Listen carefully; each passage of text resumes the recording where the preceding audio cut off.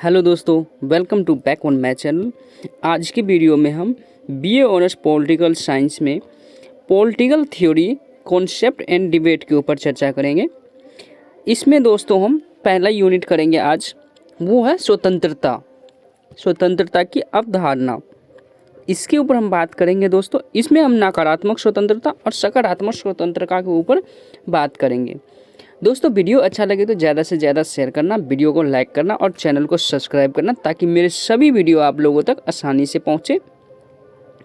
चलो दोस्तों बात करते हैं हम अपने टॉपिक पे। तो हमारा तो टॉपिक है दोस्तों स्वतंत्रता। तो सबसे पहले हम उसका परिचय जान लेते हैं कि स्वतंत्रता का परिचय क्या होता है। स्वतंत्रता आधुनिक शब्दावली के सर्वाधिक प्रचलित शब्द में से एक है। मानव व्यक्तित्व के सर्वगणीय विकास के लिए जिन अनेक परिस्थितियों की आवश्यकता होती है, स्वतंत्रता भी उनमें से एक है। स्वतंत्रता को विभिन्न तरीकों से समझा जा सकता है, अर्थात बोलने की स्वतंत्रता, घूमने की स्वतंत्रता, मनपसंद कार्य करने की स्वतंत्रता, किसी भी धर्म को मानने और अपने पसंद के धर्म का प्रचार करने की स्वतंत्रता इत्यादि। स्वतंत्रता में किसी भी प्रकार के प्रतिबंधों का अभाव होता है, जहां कोई व्यक्ति बिना किसी बाधा के अपनी इच्छा से कुछ भी कर सकता है। स्वतंत्रता का अर्थ, परिचय के बाद हम अर्थ जान लेते हैं।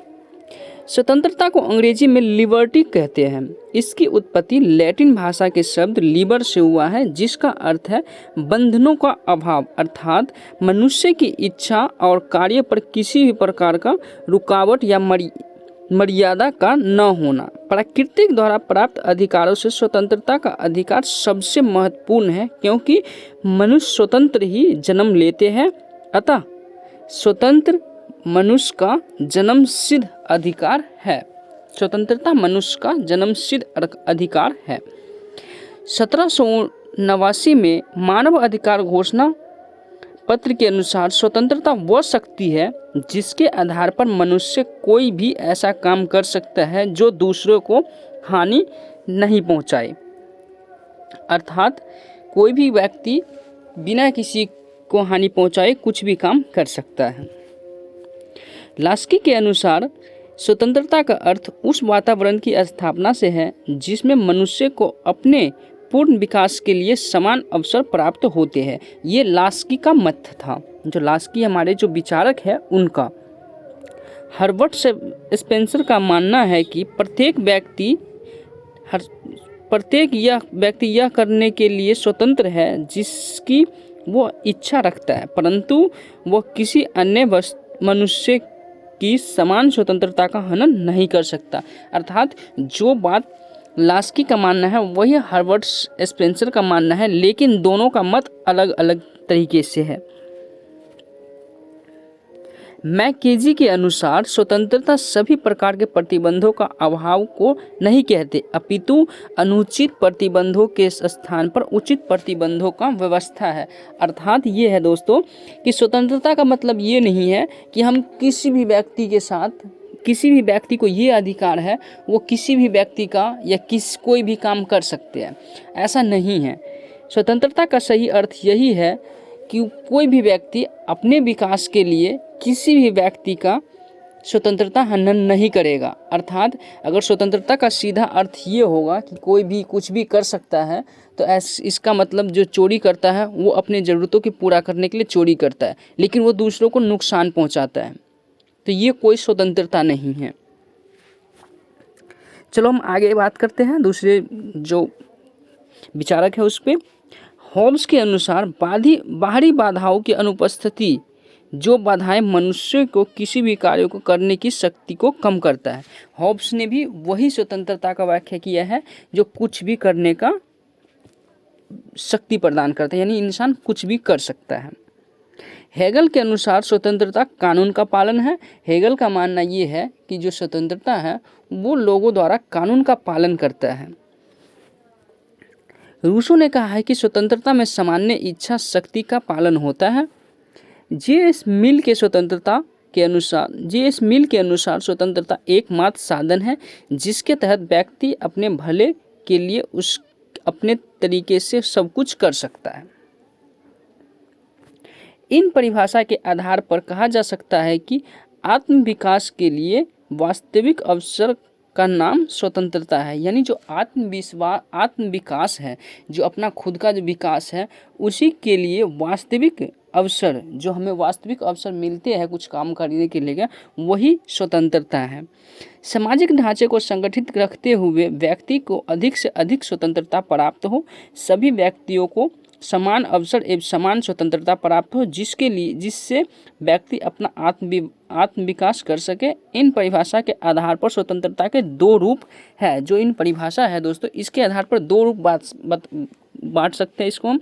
पहले की जैसे मैंने परिभाषा में बताया है कि स्वतंत्रता का कुछ विचारकों का मानना ये है कि वो किसी प्रकार का व्यक्ति के ऊपर कोई बाधा नहीं चाहता। वहीं कुछ विचारक ये भी मानता है कि स्वतंत्रता के ऊपर कुछ प्रतिबंध होना जरूरी है। तो इसी के आधार पर हम स्वतंत्रता को दो भागों में बांट सकते हैं, नकारात्मक स्वतंत्रता और सकारात्मक स्वतंत्रता। सकारात्मक स्वतंत्रता एक सामाजिक संकल्पना है। यह सामाजिक संदर्भ में व्यक्ति के हित और विकास को देखती है। इस अवधारणा के समर्थक Rousseau, Kant, Hegel, Green, Barker, Laski और मैकफर्सन है।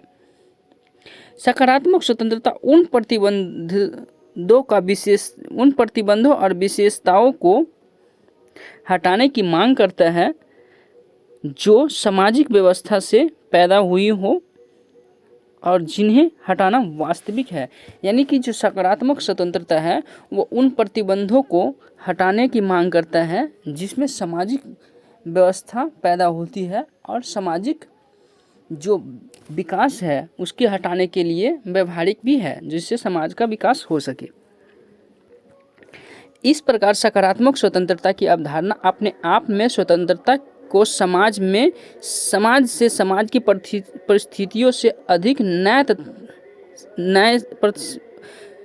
इस प्रकार सकारात्मक स्वतंत्रता की अवधारणा अपने आप में स्वतंत्रता को समाज से समाज की परिस्थितियों से अधिकार, न्याय तथा आर्थिक व्यवस्था से जोड़ती है।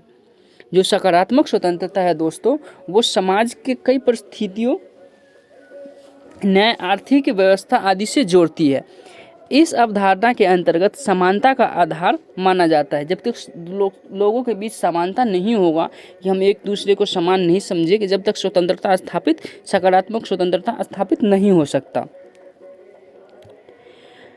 अर्थात सब अपना विकास करने के समान अवसर पाए, कोई भी भेदभाव ना हो, सभी कानून के समक्ष समान है तथा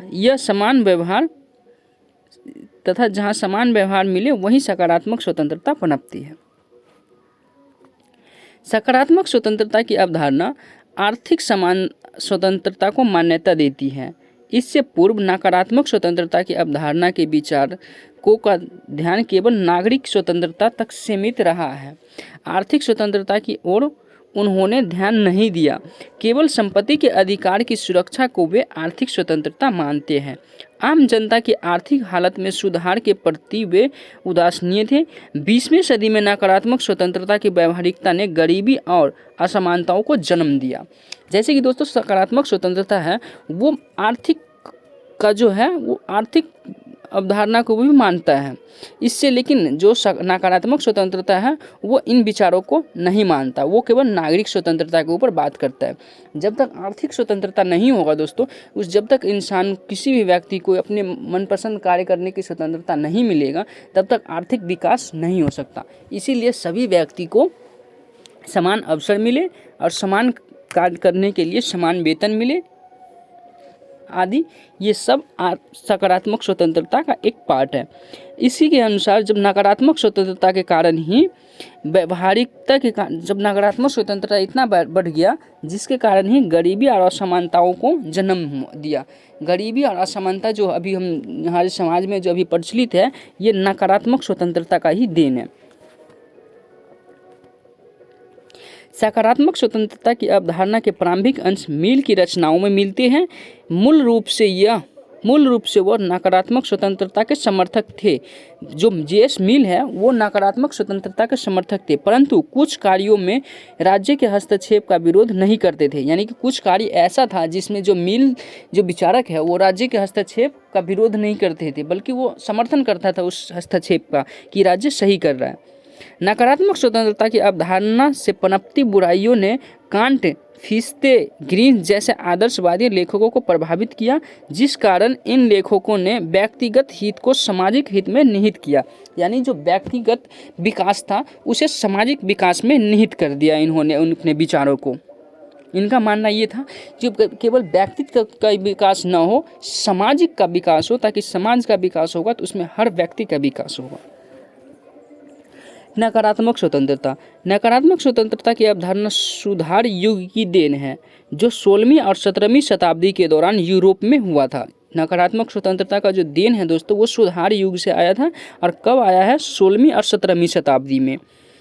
यह अवधारणा मनुष्य को सभी चीज़ों का मापदंड मानती है। व्यक्तियों के कर्म क्षेत्र का अधिकार उसका विवेक है, न कि राज्य का कानून। इन जो नकारात्मक स्वतंत्रता के जो विचारक है दोस्तों, इनका मानना ये था कि व्यक्तियों का जो कर्म क्षेत्र का जो अधिकार है वो उसका विवेक है, यानी वो उसका मन का इच्छा है, न कि राज्य के कानून। प्रसिद्ध समझौतावादी लेखक लॉक ने नकारात्मक स्वतंत्रता के आधार को प्राकृतिक तथा असीम माना। उसके अनुसार आदर्श शासन वो है जो कम से कम कानून बनाए और व्यक्ति के जीवन में कम से कम हस्तक्षेप करे। ये लॉक का मानना था दोस्तों।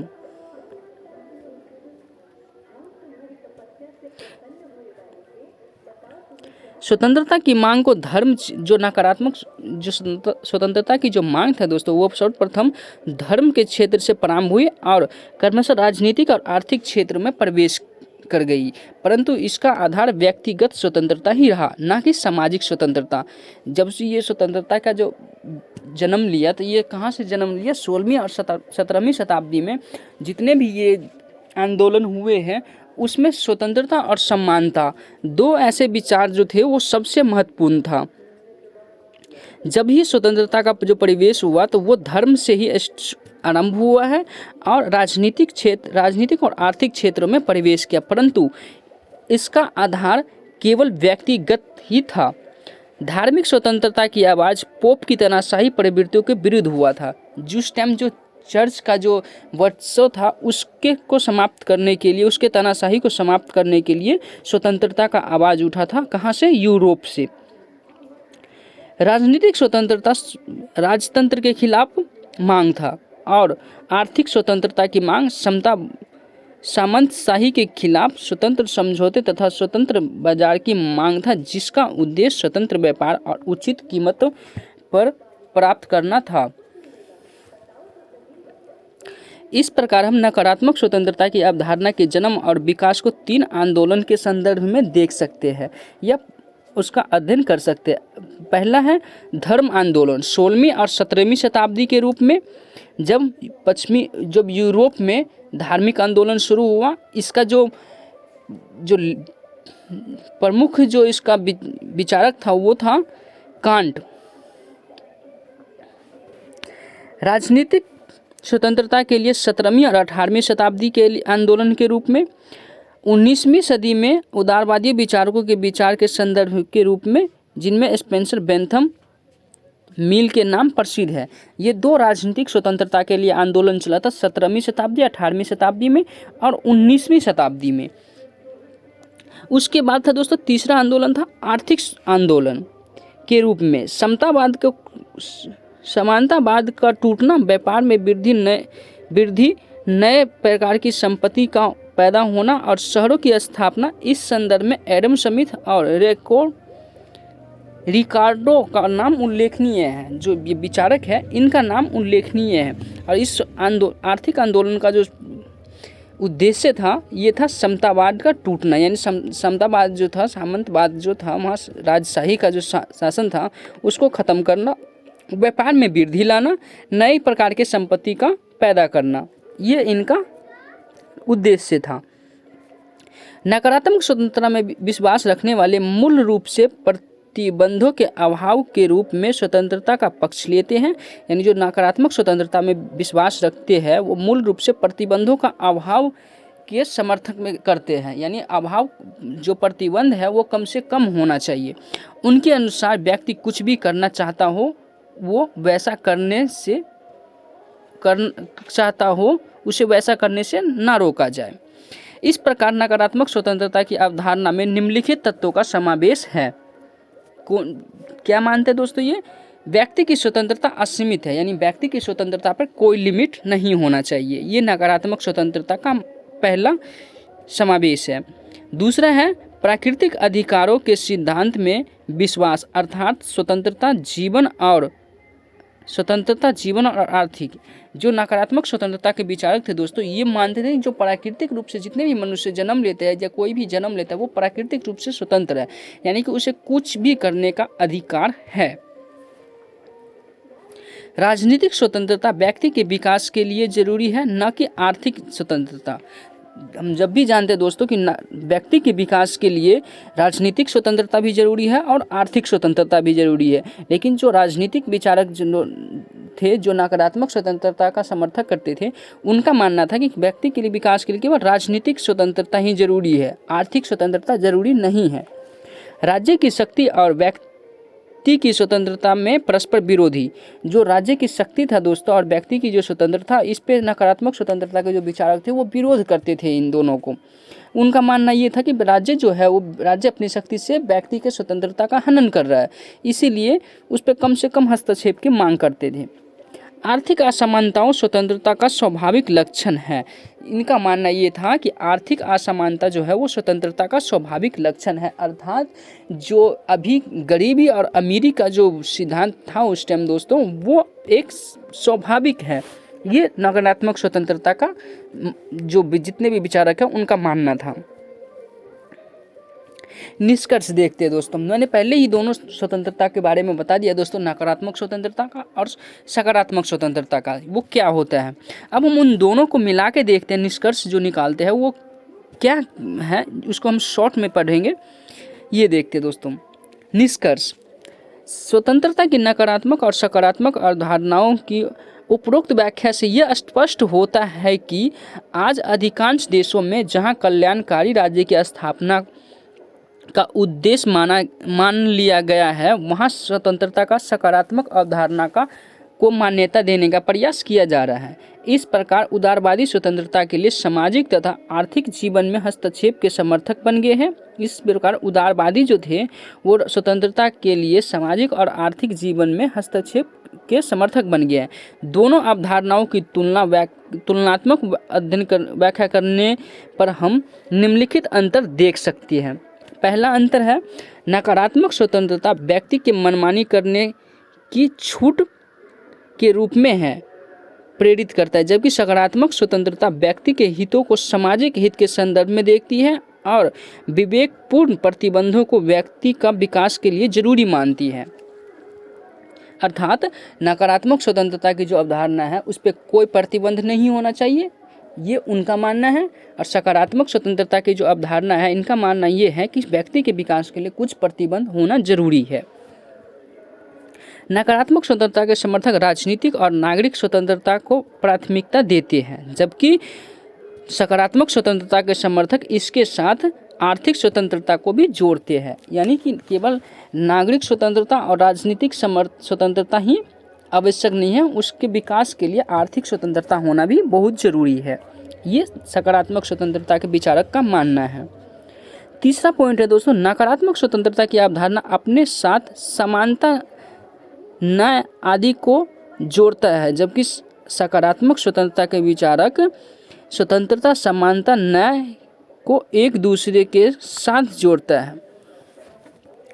नकारात्मक स्वतंत्रता का विचार राज्य द्वारा व्यक्ति के जीवन में कम से कम हस्तक्षेप की मांग करता है, जबकि सकारात्मक स्वतंत्रता के विचारक राज्य द्वारा सभी क्षेत्रों में हस्तक्षेप की मांग करता है। नकारात्मक स्वतंत्रता का विचारक समाज में सभी प्रकार के असमानताओं को प्राकृतिक मानता है, जबकि सकारात्मक स्वतंत्रता के विचारक इन असमानताओं को खत्म करने के पक्ष में है। उनका मानना यह है कि असमानता नहीं होना चाहिए। नकारात्मक स्वतंत्रता का विचारक व्यक्तिवादी है, जबकि सकारात्मक स्वतंत्रता की संकल्पना अधिक सामाजिक प्रतीत होता है। दोस्तों मैं वीडियो अच्छा लगे तो ज़्यादा से ज़्यादा शेयर करना और चैनल को सब्सक्राइब करना। पूरा वीडियो देखने के लिए धन्यवाद। दोस्तों मैंने इस जो वीडियो है, इस वीडियो में मैंने स्वतंत्रता के ऊपर बात की है। इसमें मैंने किसी भी विचारक का उल्लेख, जो विचार दिया है उसका उल्लेख पूरे अच्छे तरीके से नहीं किया। अगले वीडियो में दोस्तों मैं स्वतंत्रता के मार्क्सवादी अवधारणा, यानी मार्क्सवाद का क्या विचार है स्वतंत्रता के ऊपर, उसके ऊपर वीडियो लेकर के आऊँगा। और उसी के साथ J.S. मिल की जो स्वतंत्रता का जो विचार है वो लेकर के आऊँगा। तो दोस्तों ऐसे वीडियो देखने के लिए चैनल को लाइक करें, चैनल को सब्सक्राइब करें, वीडियो को लाइक करें और वीडियो को शेयर करें। धन्यवाद।